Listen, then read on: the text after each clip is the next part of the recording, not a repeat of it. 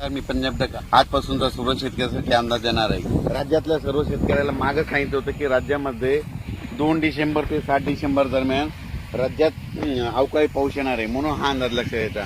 पण राज्यामध्ये सांगायचं झालं त्याला आभाळ कमी येईल म्हणून असं म्हणलं होतं, तर तुम्ही बघू शकता आज ढगाळ वातावरण झालेलं आहे, हे अंदाज लक्षात यायचा। आणि आज राज्यात थंडी कमी होईल म्हणून सांगितलं होतं, पण राज्यात मात्र 2 डिसेंबर ते 3, 4, 5, 6, 7 डिसेंबर पर्यंत राज्यात अवकाळी पावसाची शक्यता आहे, म्हणून हा अंदाज लक्षात येतो। पण राज्यातल्या सर्व शेतकऱ्याला सांगू इच्छितो की हा पाऊस समजा सांगायचं झालं तर हिंगोली जिल्हा, यवतमाळ जिल्हा, नागपूर जिल्हा, तसेच नांदेड जिल्हा, परभणी जिल्हा, वाशिम जिल्हा, तसेच बुलढाणा जिल्हा, त्याच्यानंतर जालना जिल्हा, बीड जिल्हा, लातूर, धाराशिव, सातारा, सांगली, सोलापूर, नगर जिल्हा, त्याच्यानंतर इकडल्या बघितलं तर निफाड, मालेगाव, नाशिक, जळगाव या भागामध्ये ह्यामध्ये 3, 4, 5, 6च्या दरम्यान भाग बदलत तुरळक ठिकाणी पाऊस पडणार आहे, म्हणून हा अंदाज लक्षात येतात।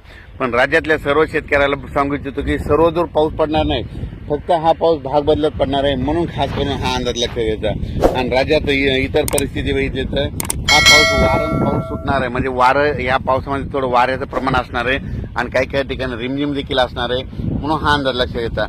राज्यात 2 डिसेंबर ते 7 डिसेंबरच्या दरम्यान राज्यात वातावरण खराब राहणार आहे।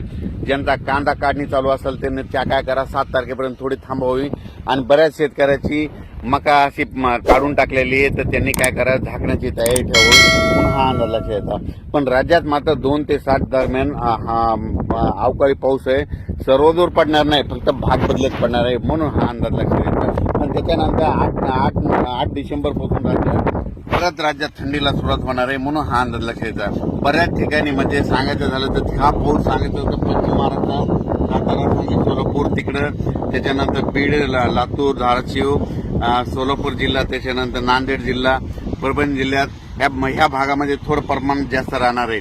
आणि त्याच्यानंतर इकडे विदर्भात सांगायचं झालं तर घाटाच्या खाली जळगाव, जामोद, जळगाव तिकडल्या भागाकडे थोडा एक जास्त पडणार आहे, म्हणून हा अंदाज लक्षात येतात। त्याच्यानंतर बुरहानपूर, त्याच्यानंतर निफाड, मालेगाव, मनमाड त्या भागामध्ये एक असणार आहे, शिर्डी भागात देखील थोडा पडणार आहे, म्हणून हा अंदाज लक्षात येतात। पण राज्यात मात्र 2 ते 7 डिसेंबर दरम्यान वातावरण खराब राहणार आहे, म्हणून हा अंदाज लक्षात येतात। अचानक वातावरणात बदल झाला तर लगेच एक मेसेज दिला जाईल।